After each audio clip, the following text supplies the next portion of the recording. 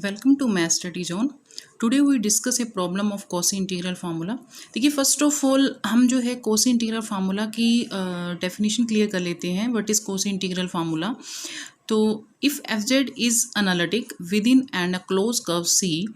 देखिए, हमारे पास अगर एफ जेड कोई फंक्शन है और वो किसी क्लोज कर्व के बिटवीन यानी उसके बीच में और उसके ऊपर एनालिटिक हो और ए कोई पॉइंट हो इनसाइड द सी और एक कोई पॉइंट है जो इनसाइड सी है, तो हमारा जो कोसी इंटीग्रल फॉर्मूला रहता है F A is equal to 1/2 pi iota close contour F Z upon Z minus A D Z के। तो हमारे पास इसको हम इस तरीके से भी यूज़ कर सकते हैं कि हम इसको क्रॉस मल्टीप्लाई कर दें तो हमारे पास क्लोज कर्व जो F Z Z minus A D Z जो है किसके इक्वल हो जाएगा 2 पाई योटा एफ ए की। यानी कि जो हमारे पास यहाँ पे जो पॉइंट इनसाइड द सी होगा उस पॉइंट को हम 2 पाई योटा से क्या कर देंगे, उस पॉइंट को फंक्शन में पुट करके 2 पाई योटा से मल्टीप्लाई कर देंगे। वो हमारा क्या होता है कोसी इंटीग्रल फार्मूला। तो हम इसकी प्रॉब्लम देख लेते हैं अब। देखिए, जैसे हमारे पास है cos pi Z Z square minus 1 D Z around a rectangle with vertices 2 plus minus iota and minus 2 plus minus iota. देखिए, इस फंक्शन में जो कोस पाई जेड है वो हमारा क्या है, एज अ फंक्शन है। तो हमारे पास एफ जेड क्या हो गया, cos pi Z is analytic within and on a closed curve C. देखिए, और हमारे पास जो इसकी सिंगुलरिटीज़ हैं वो कौन कौन सी बनेंगी। देखिए, हमारे पास जैसे ही मैं बता रही हूँ कि मेरे पास ये था एफ जेड कोस pi Z Z square minus 1 है, तो इसको मैं क्या लिख सकती हूँ, कोस पाई जेड जेड प्लस 1 और जेड माइनस 1 लिख सकती हूँ। तो इसकी कितनी सिंगुलरिटीज़ बन जाएंगी, 2। तो हैज़ सिंगुलरिटीज़, कितनी सिंगुलरिटीज़ हो गई इसकी, जेड एक तो हो गई माइनस का 1 और एक हो गई प्लस का 1। यहाँ से जेड की -1 आ जाएगी और यहाँ जेड प्लस 1 आ जाएगी। देखिए, ये तो हो गई हमारी सिंगुलरिटीज़। अब हमारे पास ये कंडीशन होती है कि हमारी जो सिंगुलरिटीज़ आ रही हैं, तो जो हमारा ये वर्टिसेस दी हैं, इससे जो रेक्टेंगल बन रहा है उस रेक्टेंगल के अंदर जो है हमारे ये लाई कर रही हैं दोनों सिंगुलरिटीज़ के नहीं कर रही हैं। तो उसके लिए हमें पहले इसका फिगर आउट करना पड़ेगा इसको। तो जैसे हमारे पास ये पॉइंट है, ये -2 और 2 के बीच में लाई कर रहा है, यहाँ से एओटा और माइनस एओटा के बीच में लाई कर रहा है। तो मेरा जो रिक्वायर्ड रीज़न है वो ये बन जाएगा, ये कर्व बन गया हमारा क्लोज कर्व। तो हमारे जो पॉइंट है ये हो जाएगा -2 माइनस एओटा, ये बन जाएगा 2 minus aorta 2 plus aorta and -2 minus aorta, sorry plus aorta. ये 4 पॉइंट बन गई। मतलब अगर आप ये देखो तो चेक करो तो ये पॉइंट्स ही बन रहे हैं हमारे इस क्वेश्चन के अंदर। अब देखिए, हमारी जो सिंगुलरिटीज़ थी 2 हैं, एक तो है z इजिकल टू 1 और एक है z इजिकल टू -1। आप देखिए क्या इसके अंदर ये लाई कर रही हैं, तो हाँ जी, ये दोनों के दोनों इनसाइड द कर्व के लाई कर रहे हैं। मीन्स अब अगर मुझे चेक करना है तो मुझे इन दोनों पॉइंट्स के ऊपर जो है अपना कोसी इंटीग्रल फार्मूला यूज़ करना पड़ेगा। अदरवाइज अगर ऐसा होता कि मेरा एक पॉइंट इनसाइड जा रहा होता और एक साइड मान लीजिए यहाँ पर 3 पॉइंट आता, यानी मेरी सिंगुलरिटी यहाँ पर 1 की बजाय 3 आ जाती और ये बाहर जा रही होती इस कर्व से, तो मैं सिर्फ एक ही पॉइंट पर कोसी इंटीग्रल फार्मूला यूज़ करती। लेकिन अब जो है मुझे दोनों पर यूज़ करना पड़ेगा क्योंकि दोनों के दोनों पॉइंट ही मेरे इनसाइड द कर्व आ रहे हैं। तो देखिए, जैसे मेरे पास अब ये था curve cos pi Z Z plus 1 and Z minus 1।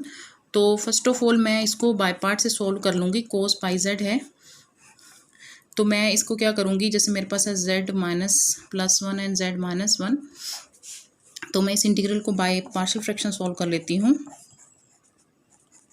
तो इसमें क्या रहता है, ए अपॉन मेरा आ जाएगा जेड -1 एंड बी में आ जाएगा जेड प्लस 1। देखिए, अब इसका एलसीएम ले लेते हैं, तो ए के साथ हो जाएगा जेड प्लस 1 एंड बी के साथ हो जाएगा जेड -1। तो हमारे पास क्या प्रोसीजर रहता है इसका कि पुट कर देते हैं हम फर्स्ट पॉइंट को, जैसे z +1 है तो z की वैल्यू -1 हो जाएगी। तो मैं इस वाले पॉइंट के अंदर पुट करूँगी जैसे इसको, तो मेरे पास यहाँ से किसकी वैल्यू मिल जाएगी, क्योंकि देखो z +1 0 है तो ये पॉइंट तो पूरा ही 0 हो गया। तो यहाँ पर -b -1 मीन्स मेरे पास b की वैल्यू कितनी हो जाएगी -1/2। और यहाँ से जब मैं पुट करूँगी z -1 इज इक्वल टू 0, तो z की वैल्यू क्या हो जाएगी 1। अब z -1 तो देखिए मैंने पुट कर दिया 0, तो मेरे पास यहाँ से आएगा a की वैल्यू आएगी, तो 1 + 1 मीन्स a की वैल्यू क्या हो जाएगी 1/2। मीन्स मेरे पास a और b दो वैल्यूज़ आ गई हैं, तो हम क्या कर सकते हैं, इसके अंदर पुट कर सकती हूँ मैं इसको। तो मेरे पास आ जाएगा 1/, मेरे पास था z + 1 और z -1। तो इंटीग्रल के अंदर मेरे पास a की वैल्यू है 1/2। देखिए a की वैल्यू क्या है 1/2 है, यहाँ मैंने लिख दिया 1/2। और b की वैल्यू जो है -1/2 है, z + 1।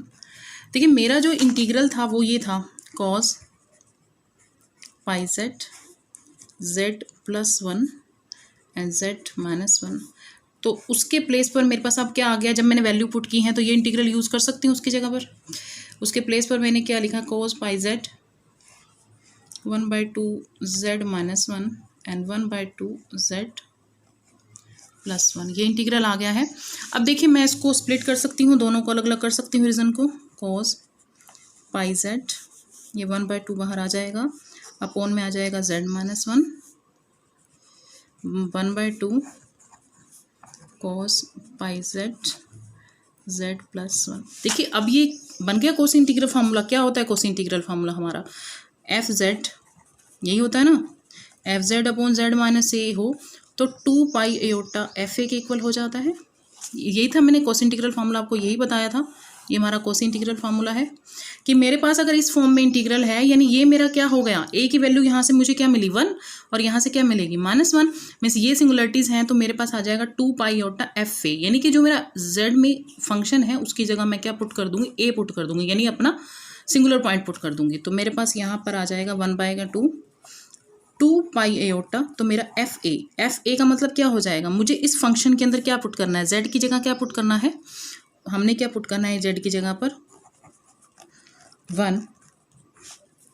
अब फिर से मैं क्या करूँगी, 1 माइनस था यहाँ पे, 1/2, यहाँ पर है 2π/, यहाँ पर देखिए यहाँ पर सिंगुलरिटी क्या बन रही है, -1 बन रही है। अगर मैं इस इंटीग्रल के साथ उसको कंपेयर करती हूँ तो cos π-1, इस 2 से ये 2 कैंसिल हो जाएगा और इस 2 से ये 2 कैंसिल हो जाएगा, तो मेरे पास रह जाएगा π/, cos π minus cos minus theta जो होता है वो कोस थीटा के इक्वल होता है, तो यहाँ भी π/, कोस π रह जाएगा।